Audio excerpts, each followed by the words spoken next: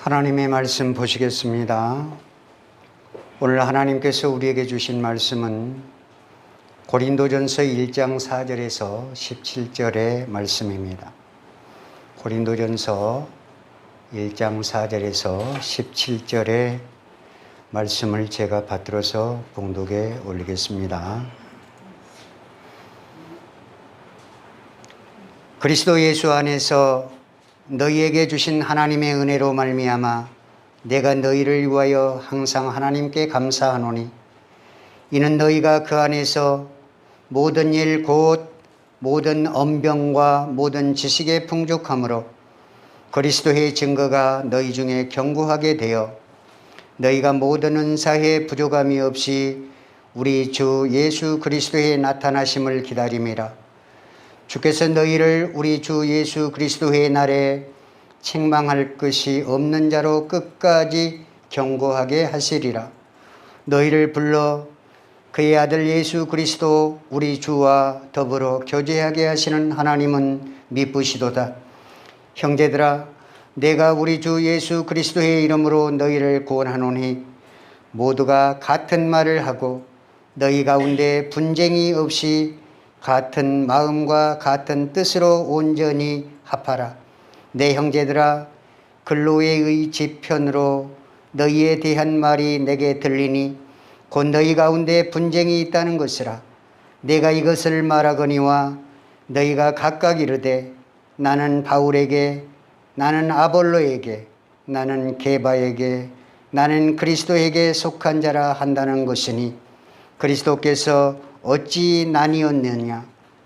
바울이 너희를 위하여 십자가에 못 박혔으며 바울의 이름으로 너희가 세례를 받았느냐? 나는 그리스보와 가이오 외에는 너희 중 아무에게도 내가 세례를 베풀지 아니한 것을 감사하노니 이는 아무도 나의 이름으로 세례를 받았다 말하지 못하게 하려 함이라. 내가 또한 스데바나 집 사람에게 세례를 베풀었고 그 외에는 다른 누구에게 세례를 베풀었는지 알지 못하노라.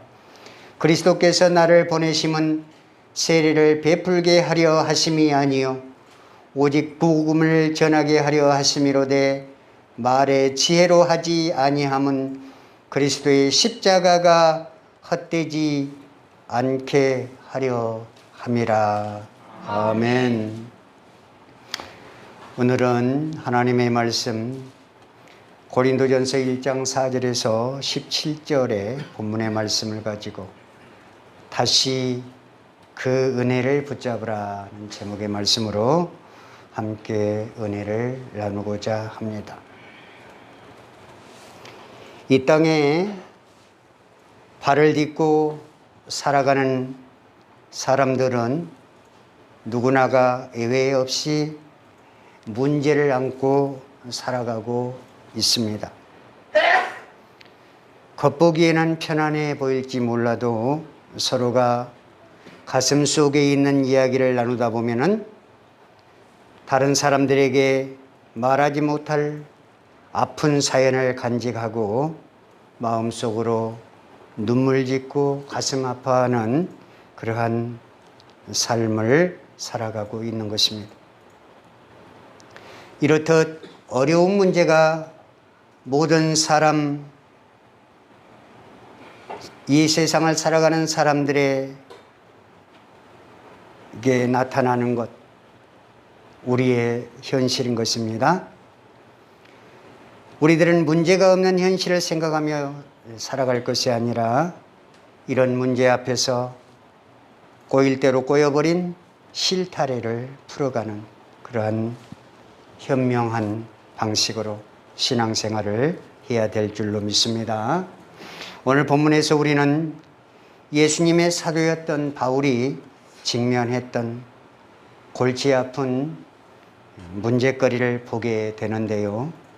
바울이 풀어야 하는 과제는 한마디로 말하면 인간 지도자들을 따라서 갈기갈기 찢어진 고린도 교회를 다시 하나 되게 한 몸이 되게 해서 하나님의 은혜로운 교회로 만들기 위한 것이었습니다. 이러한 문제는 참으로 어려운 문제인 것입니다. 그런데 이 문제를 바울은 어떻게 해결하였을까요? 바울의 처방을 결론부터 말씀을 해드린다면 바울은 이러한 문제들을 현실적으로 접근하지 않았습니다. 그리고 보다 근본적인 차원에서부터 바울은 이 고린도 교회의 모습을 가장 처음부터 살펴보면서 그 치료 방식을 발견하고 그 치료의 길을 택했던 것입니다. 현실적인 방법이라는 것은 어떠한 방법을 말하는 것일까요? 현실적인 방법은 그 문제의 뿌리를 깊이 진단해서 죄송합니다. 그 근본을 치료하는 것이 아니라 단지 외적으로 발견되는 증상들만 보고 그 증상을 완화시키려는 그러한 처방전을 내놓는 것이 바로 현실적인 접근인 것입니다. 예를 들면 어떠한 사람이 심한 질병에 걸려 있는데 그 질병이 뭡니까? 조금 이렇게 쉽게 그 질병을 쉽게 생각하고 예를 들면 기침을 이렇게 자주 하는데 그것을 그냥 감기라고 오인하고 그 감기약만 처방을 받는 것입니다.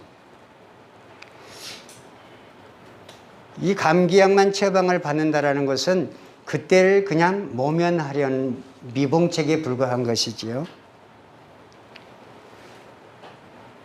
그런데 이 문제를 해결하기 위해서는 가장 근본적인 것이 무엇인가를 찾아내는 것입니다. 그래서 우리가 우리 몸에 어느 곳에 이렇게 고장이 나고 몸이 아프게 되면 병원을 찾는 이유도 근본적인 치료를 어떻게 해야 될 것인가를 찾기 위해서 병원을 찾아가는 것입니다. 그런데 현실적인 접근은 어떤 것이라고요? 그냥 기침한다고 생각하고 감기약만 먹는 데서 그치는 것이 현실적인 접근이라고 보는 것입니다. 그런데 오늘 본문에서 바울은 뭐라고 말씀하냐면 이런 미봉책에 대해서 강경한 태도를 취하는 것입니다. 그리고 이 고린도 교회를 보다 근본적인 측면에서 진단을 하고 어떻게 하면 이 교회가 다시 치유가 되고 회복되겠는지를 말씀을 하고 있는 것입니다. 그래서 그에 합당한 처방을 내리고 있는 것입니다. 그렇다면 바울이 내린 이 처방은 어떠한 것일까요? 그것은 바로 이 세상 어떤 다른 종교에서도 찾을 수 없는 은혜의 관점에서 바울은 고린도 교회를 처방을 하는 것입니다. 바울에게 비친 고린도 교회의 문제가 무엇이겠습니까? 바울에게 비친 고린도 교회의 문제는 그리스도의 은혜를 제대로 이해하지 못하고 있다는 것입니다. 바울이 그렇게 고린도 교회 성도들을 진단했습니다. 주님이 주신 복음을 여러분들은 제대로 이해하지 못하고 있습니다. 그리고 그에 대한 처방이 무엇입니까? 그렇기 때문에 다시금 그 은혜를 붙잡아야 합니다. 이렇게 말씀을 한 것입니다. 오늘 말씀의 제목이 무엇이에요? 다시금 그 은혜를 붙잡으라는 말씀입니다. 자, 이제 이 부분을 보다 구체적으로 한번 살펴보도록 하겠습니다. 1장 4절에서 9절 말씀을 잘 살피다 보면 하나님의 은혜는 경이로움과 놀라움에 있다, 이렇게 성경은 말씀을 하고 있습니다.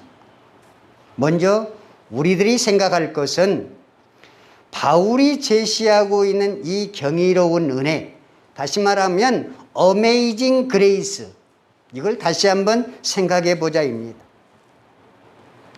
우리가 익히 알고 있는 것처럼 고린도 교회는 은혜로 구원함을 받은 교회의 모습을 지금 보여주지 못하고 있습니다. 지금 현대교회 은혜와 평강교회는 하나님의 은혜와 평화를 드러내지 못하고 있습니다. 지금 본문에서 말씀하고 있는 고린도 교회의 성도들의 상태는 만신창이가 되어 있습니다. 지금 현대 교회의 모습인 은혜와 평강 교회의 신자들의 모습도 이와 같이 만신창이가 되어 있습니다. 코로나19라는 이 진짜 힘든 그러한 어려움 앞에서 그냥 몸을 사리고 있는 것입니다.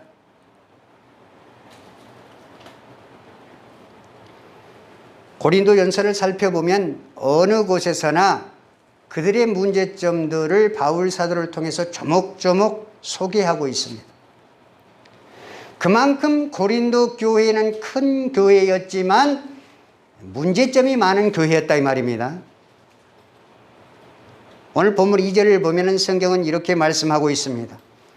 고린도에 있는 교회 곧 그리스도 예수 안에서 거룩하여 지고 하나님께서 바울 사도를 통하여서 이 고린도 교회를 세워가도록 하시고 그 고린도 교회를 거룩하게 세워지게 했는데 그 성도들은 그렇지 않다 이 말입니다. 예수 그리스도를 믿고 부름받은 성도들이 각처에서 이렇게 몰려들고 있지만 그들 가운데에는 타락한 사람들이 많이 있다 이 말입니다. 그래서 성경 뭐라고 기록하고 있습니까? 각처에서 우리 주 곧 그들과 우리의 주 되신 예수 그리스도의 이름을 부르는 모든 자들에게 예수 그리스도의 이름을 부르는 모든 자들에게 이렇게 기록하고 있습니다. 고린도 교회 성도들은 아주 거룩하고 깨끗한 성도들만 모인 것이 아니었습니다. 어떻게 보면 이 고린도 교회의 모습이 현대 교회의 모습들입니다. 지금도 마찬가지입니다. 제가 강단에 있어서 여러분 앞에서 말씀을 전하고 있으니까 내가 엄청나게 거룩한 사람입니까? 여러분과 다를 바 없는 죄악 가운데 있었던 그런 사람 중 하나인 것입니다. 그러나 예수님을 믿고 거룩하게 되고 주님의 소명 받들고 여러분 앞에서 말씀을 전하는 사명을 감당하고 있는 자가 바로 목회자인 것이죠. 그럼에도 불구하고 주님께서는 여전히 그들을 교회라고 인정해주고 있습니다. 그럼에도 불구하고 예수님께서는 고린도 교회를 하나님께서 사랑하는 교회라고 말씀하고 있습니다. 우리 은혜와 평강교회가 하나님 앞에 부당한 행동을 하고 주님 앞에 올바로 서지 못하는 모습을 보면서도 그래 괜찮다고 말하면서 은혜와 평강교회는 나의 교회다라고 지금도 말씀하고 계시는 것입니다. 이게 바로 우리 주님의 놀라운 선포인 것입니다. 이러한 선언은 유독 고린도 교회에만 해당되는 것이 아니라고 했습니다. 이 지상에 있는 모든 교회들 다 하나님께서 눈을 부릅뜨시고 주시하고 계십니다. 코로나19라는 이 어려움 앞에서도 너희들이 어떻게 하나님께 예배하고 대처하는가 그 모습을 바라보고 있습니다.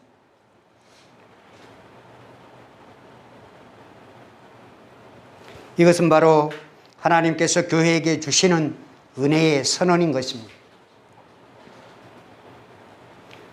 하나님께서 우리에게 말씀하신 것은 무엇입니까? 내가 교회에게 준 그 은혜를 꼭 붙들어야 한다고 말씀을 하고 있습니다. 그 은혜를 놓치면 우리는 주님을 배도할 수밖에 없고 세상으로 돌아갈 수밖에 없는 것입니다. 사랑하는 성도 여러분, 은혜란 무엇입니까? 한마디로 말하면 우리가 아무것도 선한 것을 해낼 수 없는 그러한 상태, 그러한 상태에 있을 때 우리를 그래도 괜찮다라고 말씀해 주신 하나님의 사랑이 바로 은혜입니다. 아무리 죄를 많이 지은 사람도, 살인자도, 감옥을 수십 번 들어갔다 나온 사람들도, 부모가 싫다고 떠난 탕자도 다시 돌아오면 그래 잘 왔다 사랑하는 내 아들아 나는 지금까지 너를 기다리고 있다고 말씀하시는 분이 바로 하나님이신 줄 믿으시기 바랍니다. 그게 하나님의 거룩하신 사랑이고 그게 하나님의 파토스적인 사랑이고 그게 하나님의 정열적인 사랑입니다. 아마 부모님들의 사랑이 자식을 사랑하는 마음이 아마 그런 마음이 아니겠습니까? 하나님은 우리의 부모이십니다. 우리의 영적 아버지이십니다. 그렇기 때문에 우리를 그렇게 죽도록 사랑하시는 것 아니겠습니까? 괜찮아 라고 말씀하시면서 우리를 묵인하고 안아주고 업어주고 정말 끝까지 나를 감싸주는 분이 부모인 것입니다. 사랑하는 성도 여러분, 우리가 잘못을 했는데도 불구하고 끝까지 우리를 예면하지 않으시고 포기하지 않으시는 하나님의 사랑을 믿으실 수 있기를 바랍니다. 우리 주님께서 은혜로 대신한다는 것은 결국 주님께서 인간의 잘못 때문에 조롱을 당하실 것을 다 알고 계시다는 것입니다. 우리의 연약함을 짊어지시고 가시겠다는 우리 주님의 선언인 것입니다. 그런 사실들을 너무도 잘 알고 있는 사도 바울이기 때문에 오늘 본문 3절 말씀에 하나님 아버지와 주 예수 그리스도로부터 은혜와 평강이 있기를 원하노라. 그리고 4절에 그리스도 예수 안에서 너희에게 주신 하나님의 은혜로 말미암아 내가 너희를 위하여 항상 하나님께 감사한다라고 말하고 있습니다. 사도 바울이 이렇게 고린도 교회 성도들 인하여서 하나님께 감사했듯이 저도 여러분들 성도님들의 모습을 보면서 늘 하나님께 감사하는 부족한 목회자임을 고백합니다. 사랑하는 성도 여러분, 저와 여러분이 잘못이 있다고 해서 하나님 앞에 내가 해야 할 권리를 포기하지 마시기 바랍니다. 하나님은 결코 우리를 포기하지 않으시고 회개하고 돌아오라고 말씀하고 계십니다. 그러시면서 괜찮다라고 말씀하십니다. 저와 여러분이 하나님의 섭리에 어긋난 행동을 했다고 실망하고 좌절하고 있을 때 주님께서는 우리를 괜찮다고 말씀하시면서 우리의 손을 어루만져 주시고, 바울도 그랬습니다. 고린도 교회 성도들도 그랬습니다. 괜찮아, 고린도 교회 성도 여러분. 지금 우리도 그렇습니다. 우리에게 향하신 하나님의 인자하심이 영원하심을 믿고 주님께 감사와 찬송을 드리실 수 있기를 바랍니다. 그렇다면 성경 본문이 이토록 문제투성이인 고린도 교회를 향해서 은혜를 강조하고 있는 이유가 무엇일까요? 그것은 이같이 놀라운 은혜를 안다면 서로 교회에서 나누어지지 말라는 것입니다. 서로 편을 나누지 말라는 것입니다.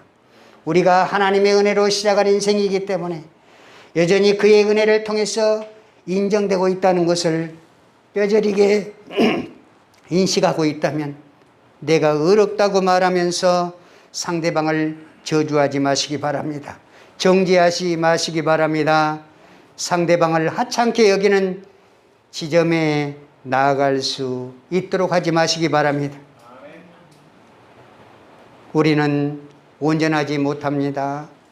다만 구원받은 하나님의 백성으로서 하나님의 일방적인 사랑과 긍휼로 이끌림을 받고 있는 존재들이라는 것을 믿으실 수 있기를 바랍니다. 성경은 바울의 입술을 빌려서 이렇게 말씀하고 있습니다. 우리가 하나님을 더 사랑한 것이 아니라 하나님께서 우리를 일방적으로 더 사랑하시고 지금도 돌아오라고 말씀하시면서 기다리고 계십니다. 인내하신다고 말씀하십니다. 그러므로 주님의 은혜에 감사하는 마음으로 살아갈 수 있기를 바랍니다. 하나님의 은혜는 어떠한 것입니까? 현재적 변화의 지점으로 나아가는 것이 바로 하나님의 은혜입니다. 지금까지 고린도 교회는 영적으로 심각한 죄악과 불의함의 자리에 있다고 말씀했습니다. 그러나 하나님은 그들을 향해서 여전히 경이로운 은혜의 아버지로서 계신다고 말씀을 하고 계십니다.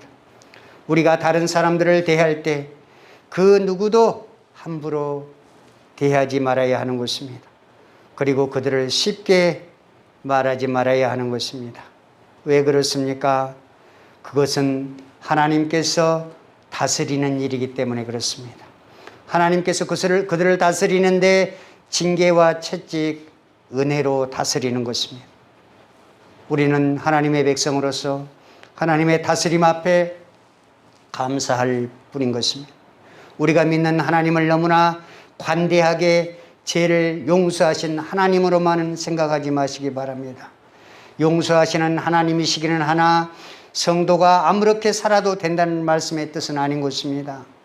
오히려 하나님의 은혜는 이전에 우리를 지배하던 삶의 원리, 그러니까 우리가 예수님을 믿지 않고 세상 사람과 똑같이 살았던 그런 삶의 원리에서부터 당당히 세상을 뚫고 달려나와서 하나님께 제시하는 다른 원리, 그러니까 인간의 모습이지만 세상 사람의 모습이 아닌 하나님을, 예수님을 닮은 거룩한 성도의 모습, 영적인 우리의 상태를 하나님께 보여줄 때 하나님께서 우리에게 큰 은혜를 베풀어 주실 줄로 믿습니다. 우리는 현재적인 삶에서 진정한 변화의 지점으로 나아가야 합니다. 이전에 죄악된 행실을 내려놓고 하나님의 성품에 참여하는, 하나님의 성화에, 예수 그리스도의 성화에 함께 참여하는 거룩한 그러한 주님의 길로 나아갈 수 있어야 하는 것입니다. 하나님께서 찾으시는 그 거룩의 지점, 은혜의 지점은 어디까지입니까? 그것은 바로 현재를 하나님의 가치와 기준에 의해서 어떻게 살아가느냐인 것입니다. 한국 교회가 겪고 있는 심각한 문제는 어떠한 것입니까? 그것은 형식주의입니다. 율법주의입니다. 또한 신비주의인 것입니다. 이것들은 신앙적인 탈을 쓰고 우리에게 다가오지만 실상은 거짓된 기독교의 모습으로도 가장에 들어옵니다. 그래서 여러 가지 종교의 탈을 쓰고 이단들이 난무하게 되는 것입니다. 우리는 오직 우리 마음속에 예수 그리스도로 채워져야 합니다. 그래서 우리의 모습과 내면에서 예수 그리스도가 드러나야 하는 것입니다. 우리가 예수 그리스도의 은혜로 채워지면 우리는 그 누구에 의해서도, 어떤 가치와 정신에 의해서도 지배당하지 않을 것입니다. 오직 예수 그리스도와 연합된 자로서 세상을 이길 수 있기를 바랍니다. 그렇다면 우리는 오직 그리스도와 연합된 자로 어떻게 살아야 현재를 이길 수 있겠습니까? 삶을 진정한 그리스도인으로서 절박하게 살아가야 합니다. 우리가 영적으로 은혜 안에 있는 자녀인 것은 맞는데 은혜를 따라 살지 못하고 있는 것이 사실입니다. 저와 여러분 누구나 다 마찬가지입니다. 문제는 습관적으로 그런 삶을 살아가고 있다는 것입니다. 지속적인 성숙의 부재에도 불구하고 절박하게 주님을 붙잡지 않는 사람, 하나님의 은혜를 체험하기 힘든 것입니다. 우리에게 중요한 것은 어떤 죄를 얼마나 심각하게 짓느냐는 것이 아닙니다.